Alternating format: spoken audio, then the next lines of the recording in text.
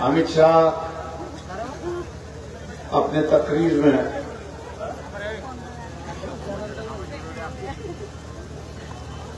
जो बातें कही, धैर्यवान फोनकर मुझे बता रहे थे कि मुसलमानों के लिए उन्होंने चेतावनी, और चेतावनी देते समय ये कहा कि किसी भी हालत में एनआरसी और सीए रद्द नहीं किया जाएगा, जैसे हम लोगों ने 370 रद्द की। ये चेतावनी ऐसा मैं मान के चलता हूं, और इस चेतावनी का जवाब जो है वो वोट के माध्यम से आप लोगों को देना है। उसकी जबान चली तो अपना वोट चलना चाहिए। आखिरी जो है, अमित शाह इसको रख भी नहीं सकता और रद्द भी नहीं कर सकता। इसको रखना है या रद्द करना है, ये पार्लियामेंट ही कर सकता है, और जो पार्लियामेंट के मेंबर जो चुन के गए वो तय करेंगे। अगर पार्लियामेंट में हमारी मेजॉरिटी होगी, अपनी सबकी मेजॉरिटी हो गई तो रद्द हो गया। अब हम लोग को देखना है कि पार्लियामेंट में अपनी मेजॉरिटी होनी चाहिए, और पार्लियामेंट में अगर हमको अपनी सबकी मेजॉरिटी होना चाहिए तो इसके लिए आपको देखना होगा कि हर हल्के से, हर कॉन्स्टिट्यूंसी से जो लोकसभा में मेंबर चुन के जाएगा वो एनआरसी और सीए के खिलाफ का होना है। वो एनआरसी और सीए के खिलाफ होना चाहिए। बीच में हम लोग ने कांग्रेस से कहा था कि जब रूल्स बनाए गए थे सीए और एनआरसी, तो कांग्रेस वालों को हमने सुझाव दिया था कि जानते हैं कि मेजॉरिटी नहीं है, रद्द नहीं हो सकता, लेकिन आप वोट लीजिए, वोट करवा लीजिए, ताकि पता चले कौन एनआरसी के खिलाफ है और कौन एनआरसी के खिलाफ नहीं है। लेकिन दुर्भाग्य है कि कांग्रेस ने एक बात को माना नहीं, सदन से वॉकआउट हुआ, और सदन से वॉकआउट होने की वजह से ये पता नहीं चला कि कौन एनआरसी के साथ है और कौन एनआरसी के साथ नहीं। मैं आज दूसरी बात तो नहीं कहूंगा, लेकिन ये एक ऐसा काला कानून है कि जिसके पास कागजात नहीं है, जिसके पास कागजात नहीं है उसको एक ही रास्ता है, जेल का रास्ता। ये गैर कानूनी, ये गैर संवैधानिक है। इसलिए हम कहते हैं कि संविधान कहता है कि 1950 के बाद जिसका जन्म भारत में हुआ है वो जन्म से ही भारत का नागरिक है, उसको कोई कागजात देने की जरूरत नहीं। उसको खाली जिस अस्पताल में उसका जन्म हुआ है वहां के अस्पताल का जो है सर्टिफिकेट लेना है और बताना है। लेकिन ये जो एनआरसी और सीए का कानून बना है वो ये कह रहा है कि आपके पुरखों का जन्म जो है वो भारत में हुआ है, वो दिखा दीजिए। दोस्तों, कई सालों में कई लोग अपने गांव छोड़ के गए, नए गांव में, अब वो कागजात कहां से ला? और दूसरी बात यह है कि सरकार ने मन बना लिया है कि मुसलमानों को नागरिकता देनी ही नहीं तो फर्जी का स्टैंप लगाएंगे। ये आपके कागज फर्जी है, उस पर स्टैंप लगा दिया, तो स्टैंप लगाने के बाद कोर्ट भी कुछ नहीं कर सकता। वो कहेगा कि आपके जो कागजात है वही फर्जी है, मैं फैसला कहां से? आप असली कागजात ले आइए, मैं आपको आपके साथ का फैसला देता हूं। ये जो डरावने की बात चली है, ये डरने का वक्त नहीं है, ऐसा मैं कहता हूं। ये डरने का वक्त नहीं है, इसको मुंहतोड़ जवाब देने का वक्त है, ये हम लोग ने समझना चाहिए। कल परसों से लेके नरेंद्र मोदी एक बयान दे रहे हैं कि मनमोहन सिंह ने कहा कि इस देश के संपत्ति पर अधिकार जो है वो मुसलमानों का और किसका। जहां तक मैं जानता था उनका बयान उसका नहीं था, इसलिए दोबारा उसको मैंने सुनने की कोशिश की, सुन भी लिया। उनका बयान यह था कि इस देश के संपत्ति पर अगर किसी का अधिकार है तो पहले महिलाओं का अधिकार,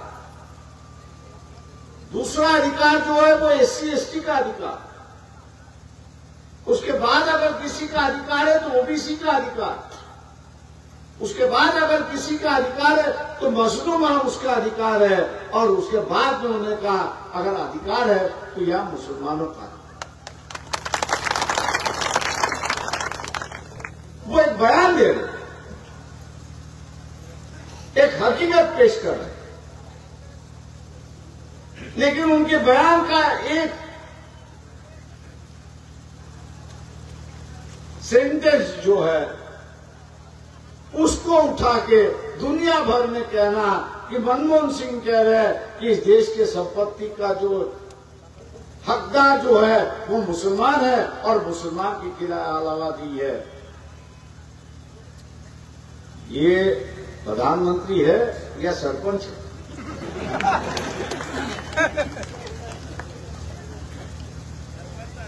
सरपंच जो है वो तोड़ मोड़ की बात करते रहता है हमेशा, क्योंकि उसके फायदेमंद की होती है। मतलब इस हद तक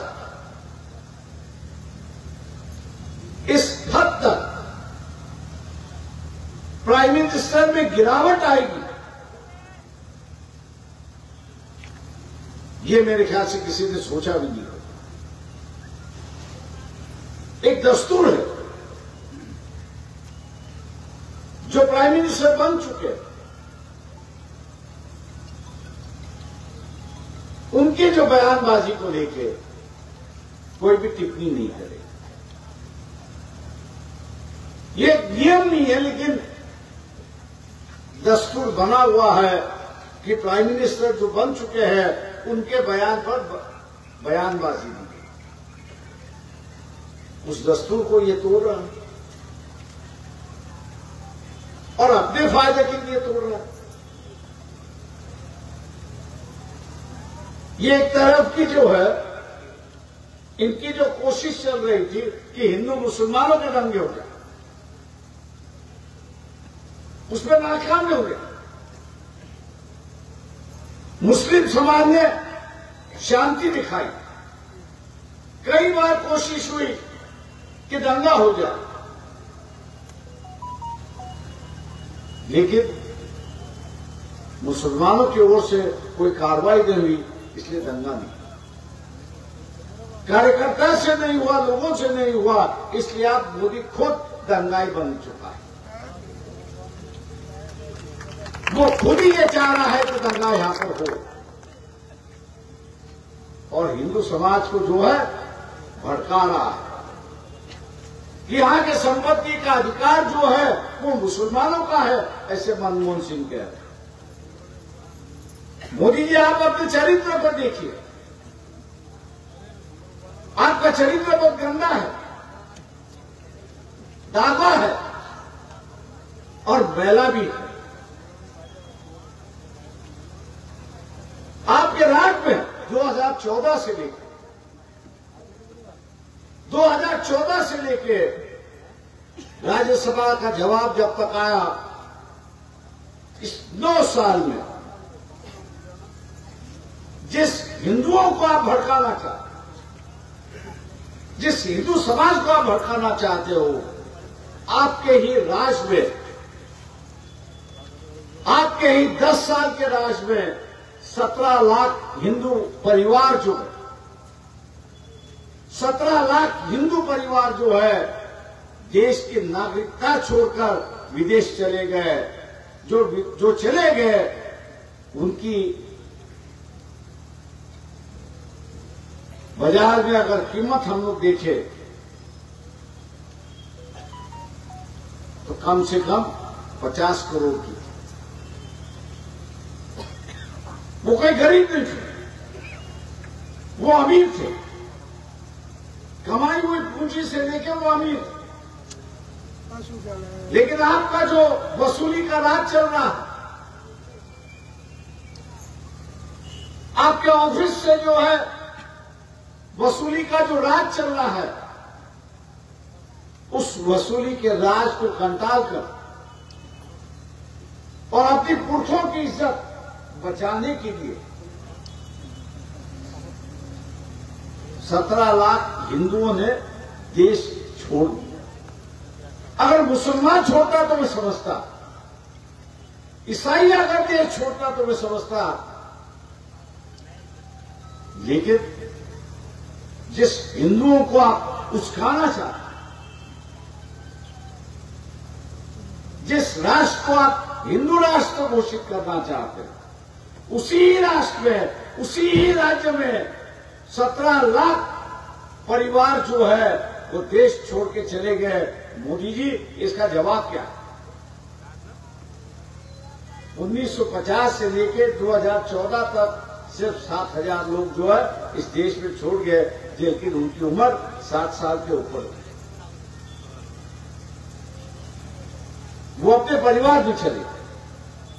आपके राज्य में परिवार ही जा रहा है, ऐसी एक परिस्थिति है। मैं तमाम हिंदू संगठनों से अपील करता हूं, 70 साल में सिर्फ 7,000 गए और 10 साल में 17 लाख परिवार गए। एक परिवार अगर 5 का पकड़ लो तो कितने बनते?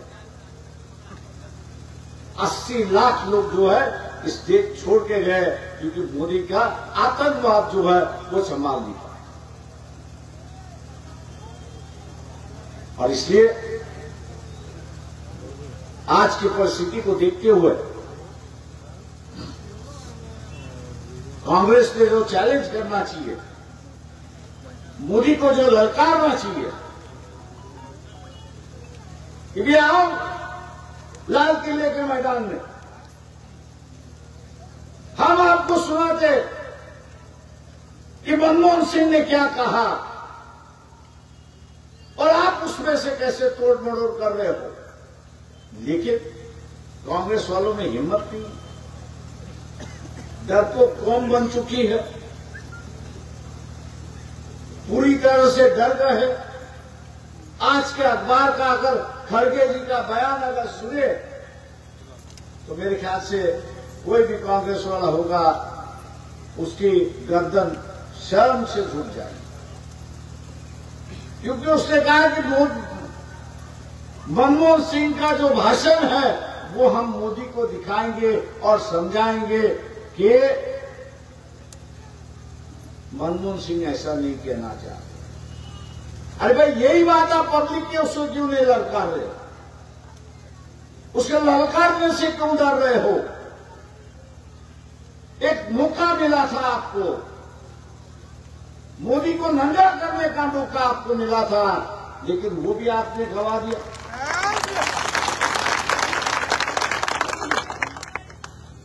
मुझे समझ में नहीं आ रहा है कि कांग्रेस पार्टी इतनी डरपोक पार्टी क्यों नहीं चुनी। इन्होंने जो राफेल के में हवाई जहाज खरीदे, फाइटर जेट्स खरीदे, डेसॉल्ट कंपनी के नाम से खरीदे, जिन्होंने भारतीय अधिकारियों के साथ इसका डील किया, व्यापार किया, उनके कंपनी के रिपोर्ट में आया कि भैया घूस देंगे।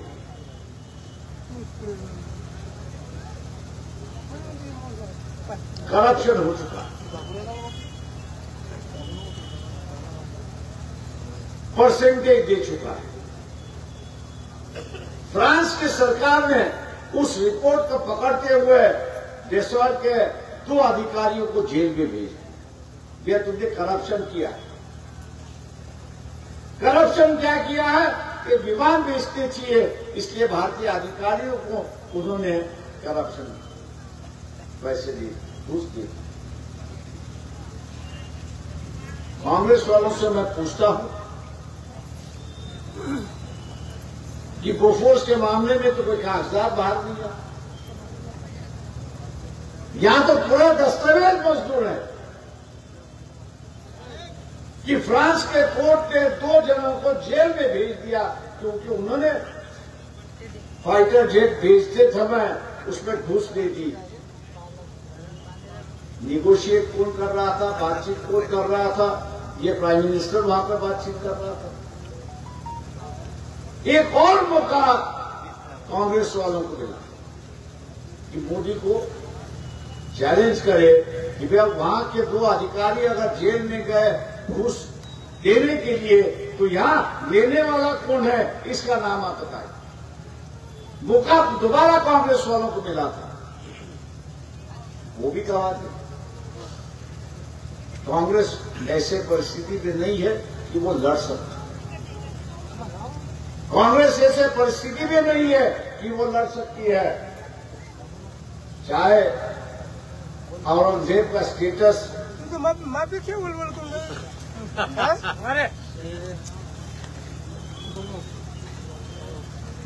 औरंगजेब का स्टेटस जो है, औरंगजेब का जो स्टेटस है, मुस्लिम बच्चों ने अपने मोबाइल पे रखा, शेयर किया उसके, तो एक दंगाई का माहौल बना। कई लोगों को अंदर करने की कोशिश हुई, केसेस हुए, फिर भी कांग्रेस पार्टी चुप है, कुछ कहना नहीं चाहती। आज भी जैसे मैंने कहा कि अमित शाह ने कहा कि सीए और एनआरसी रद्द नहीं होगी, मैं उम्मीद कर रहा था कि कांग्रेस की तरफ से इसकी निंदा होगी और ये कहेंगे कि अगर हम लोग पार्लियामेंट में आते हैं तो एनआरसी और सीए रद्द करेंगे, ऐसा घोषित करेंगे।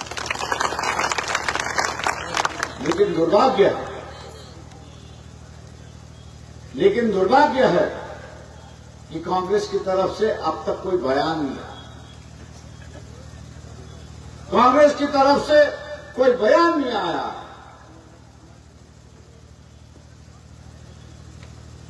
कांग्रेस पार्टी इतनी डरी हुई है कि वो मुसलमानों को उम्मीदवार भी नहीं बना। मैं समझ सकता हूं कि महाराष्ट्र में नहीं बना, लेकिन राजस्थान में कम से कम अब बनाना था, वहां भी नहीं। ऐसे डरपोक पार्टी के नेताओं के साथ या उम्मीदवार के साथ अगर मुसलमान यहां पर बैठेगा तो मैं मान के चलता हूं कि आपका कोई भला नहीं, आपका कोई भला नहीं। वंचित बहुजन आघाड़ी औरंगजेब के स्टेटस पे छोटी सी दवाई निकाली, औरंगजेब के मजहब पर हम लोग गए, चादर चढ़ाई और वहां से ललकारे, या हिम्मत हो तो हम पर केस या अरेस्ट करवा दो।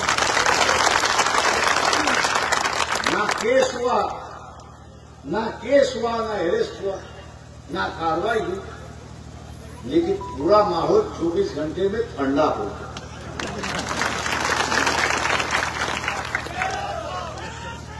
चौबीस घंटे में ठंडा हुआ। मैं मुसलमानों से ऐलान करता और वादा भी करता,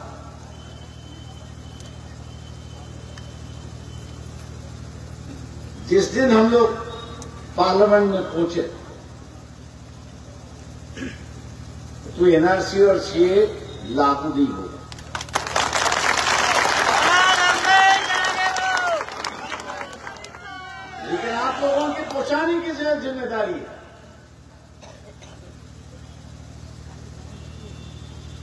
लेकिन आप लोगों की पहुंचाने की जिम्मेदारी है।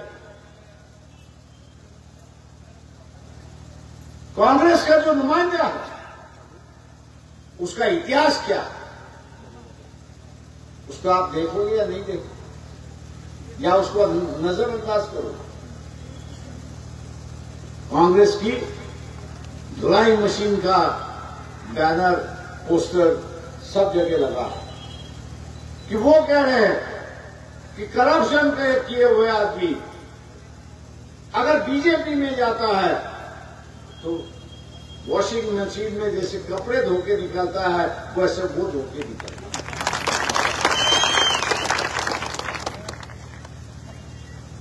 तो मैं पूछना चाहता हूं कांग्रेस को, मैं पूछना चाहता हूं कांग्रेस को कि आपके पास कौन सी धुलाई मशीन है कि जिससे विचार भी बदल जाते हैं? वो मशीन आप आपको दीजिए, मोदी को ही उससे धुला के ले आएंगे। अगर वो मशीन नहीं है तो आपका उम्मीदवार धुला हुआ कैसे, ये पहले बताएं। और जो कांग्रेसी मुसलमान है उनको शर्म आनी चाहिए। कांग्रेसी मुसलमान है उनको शर्म आनी चाहिए कि आप किसकी प्रचार कर रहे हैं, आप किसकी प्रचार कर रहे थे? आप भूल गए कि बाबरी मस्जिद गिरने के बाद यहां की क्या परिस्थिति हुई?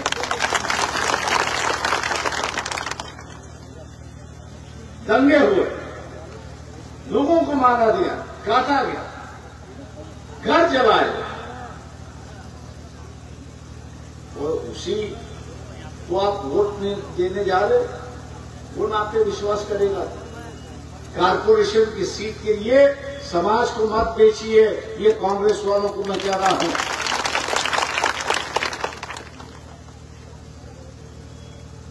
कारपोरेशन की सीट के लिए, नगर पालिका की सीट के लिए, अपने घर की चूल्हा जलाने के लिए मुसलमानों को मत बेचिए। यही ऐलान मैं यहाँ पे करता हूँ और आप लोगों से विनती करता हूँ कि 5 नंबर पर